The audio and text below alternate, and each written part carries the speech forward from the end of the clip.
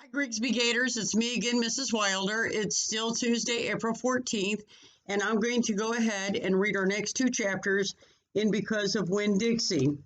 Now we are on chapters 11 and 12. Let's see what is going on with Opal and Winn-Dixie today. That night there was a real bad thunderstorm. But what woke me up wasn't the thunder and lightning, it was Winn-Dixie whining and butting his head against my bedroom door. Winn-Dixie, I said, what are you doing? He didn't pay any attention to me. He just kept beating his head against the door and whining and whimpering. And when I got out of bed and went over and put my hand on his head, he was shaking and trembling so hard that it scared me. I knelt down and wrapped my arms around him, but he didn't run and look at me or smile or sneeze or wag his tail or do any normal kind of Winn-Dixie thing. He just kept beating his head against the door and crying and shaking. You want the door open? I said. Huh? Is that what you want? I stood up and opened the door, and Winn-Dixie flew through it like something big and ugly and mean was chasing him. Winn-Dixie, I hissed, come back here. I didn't want him going and waking the preacher up. But it was too late.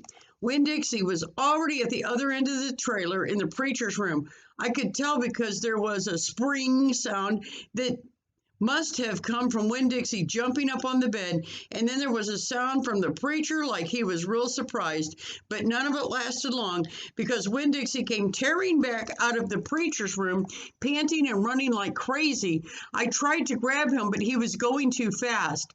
Opal, said the preacher. He was standing at the door of his bedroom, and his hair was all kind of wild on top of his head, and he was looking around like he wasn't sure where he was. Opal, what's going on? I don't know, I told him. But just then there was a huge crack of thunder, one so loud that it shook the whole trailer, and Winn-Dixie came shooting back out of my room and went running right past me, and I screamed, Daddy, watch out! But the preacher was still confused. He just stood there, and Winn-Dixie came barreling right toward him like he was a bowling ball, and the preacher was the only pin left standing, and wham, they both fell to the ground. Uh-oh, I said. Opal, said the preacher. He was lying on his stomach, and Winn-Dixie was sitting on top of him, panting and whining. Yes, sir, I said. Opal, the preacher said again. Yes, sir, I said louder. Do you know what a pathological fear is? No, sir, I told him. The preacher raised a hand. He rubbed his nose. Well, he said after a minute, it's a fear that goes way beyond normal fears. It's a fear you can't be talked out of or reasoned out of. Just then there was another crack of thunder, and Winn-Dixie rose straight up in the air like somebody had poked him with something hot. When he hit the floor, he started running. He ran back to my bedroom, and I didn't even try to catch him. I just got out of his way. The preacher lay there on the ground, rubbing his nose. Finally, he sat up. He said, Opal, I believe Winn-Dixie has a pathological fear of thunderstorms. And just when he finished his sentence, here came Winn-Dixie again, running to save his life. I got the preacher up off the floor and out of the way just in time.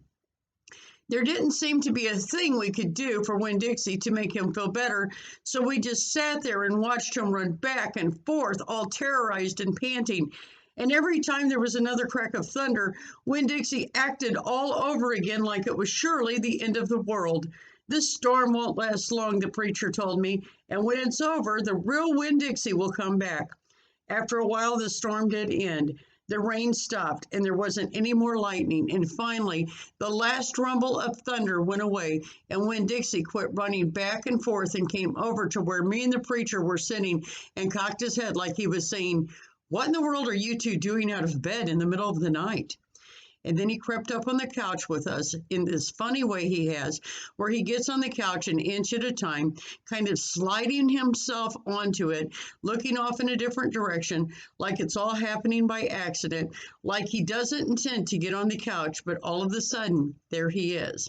And so the three of us sat there. I rubbed Winn-Dixie's head and scratched him behind the ears the way he liked.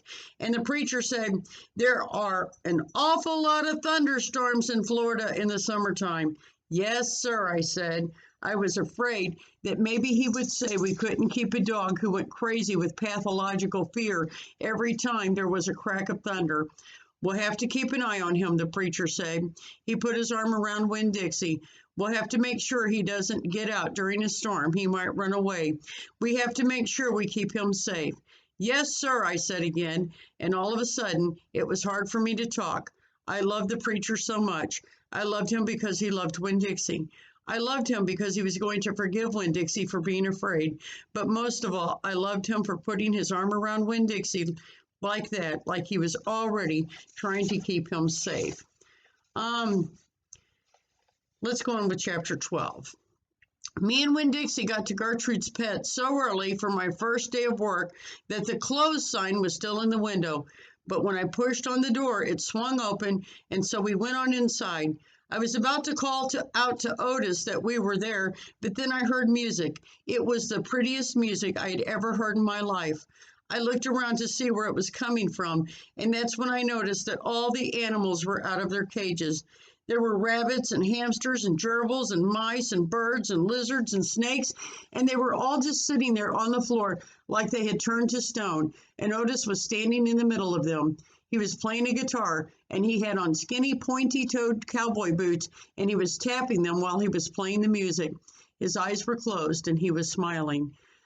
Winn-Dixie got a dreamy kind of look on his face. He smiled really hard at Otis, and then he sneezed, and then his whiskers went all fuzzy, and then he sighed and kind of drooped to the floor with the other animals. Just then Gertrude caught sight of Winn-Dixie. "Dog!" she croaked, and flew over and landed on his head. Otis looked up at me. He stopped playing his guitar, and the spell was broken. The rabbits started hopping, and the birds started flying, and the lizards started leaping, and the snakes started slithering, and Winn-Dixie started barking and chasing everything that was moving, and Otis shouted, "Help me!" For what seemed like a long time, me and Otis ran around trying to catch mice and gerbils and hamsters and snakes and lizards. We kept on bumping into each other and tripping over the animals, and Gertrude kept screaming, "Dog, dog!" Every time I caught something, I put it back in the first cage I saw. I didn't care if it was the right cage or not. I just put it in and slammed the door. And the whole time I was chasing things, I was thinking that Otis must be some kind of snake charmer, the way he could play his guitar and make all the animals turn to stone.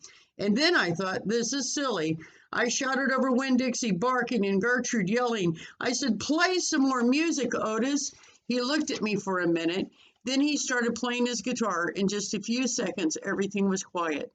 Winn-Dixie was lying on the floor and blinking his eyes and smiling to himself and sneezing every now and then. And the mice and the gerbils and the rabbits and the lizards and the snakes that we hadn't caught yet got quiet and sat still. And I picked them up one by one and put them back in their cages. When I was all done, Otis stopped playing. He looked down at his boots.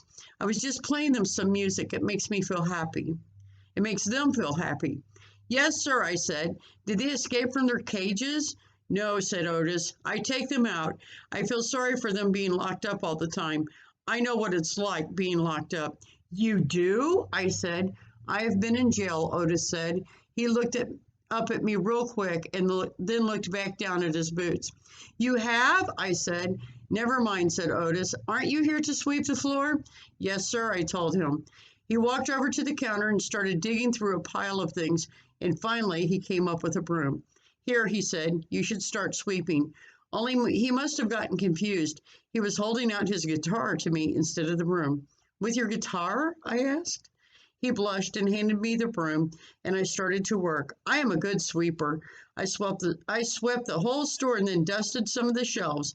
The whole time I worked, Winn-Dixie followed me, and Gertrude followed him, and flying behind him and sitting on his head and his back and croaking real quiet to herself, "Dog, dog." When I was done, Otis thanked me. I left Gertrude's Pets, thinking about how the preacher probably wouldn't like it very much that I was working for a criminal. Sweetie Pie Thomas was waiting for me right out front. "I seen that," she said. She stood there and sucked on her knuckle and stared at me. "Seen what?" I said. "I seen all them animals out of their cages and keeping real still." "Is that man magic?" she asked. "Kind of," I told her. She hugged Winn-Dixie around the neck. "Just like this grocery store dog, right?" "Right," I said. I started walking, and Sweetie Pie took her knuckle out of her mouth and put her hand in mine. "Are you coming to my birthday party?" she asked. I surely am, I told her. The theme is pink, she said. I know it, I told her. I gotta go, she said all of a sudden. I gotta go home and tell my mama what I seen. I live right down there in that yellow house. That's my mama on the porch. You see her? She's waving at you. I waved at the woman on the porch and she waved back. I watched Sweetie Pie run off to tell her mama about Otis being a magic man. It made me think about my mama and how I wanted to tell her the story about Otis charming all the animals. I was collecting stories for her. I would also tell her about Miss Franny and the bear and about meeting Gloria Dump and believing for just a minute that she was a witch. I had a feeling that these were the kind of stories my mama would like, the kind that would make her laugh out loud, the way the preacher said she liked to laugh. All right, Grigsby Gators, that was chapter 11 and 12, and we'll start with 13 tomorrow. Have a good day, Gators.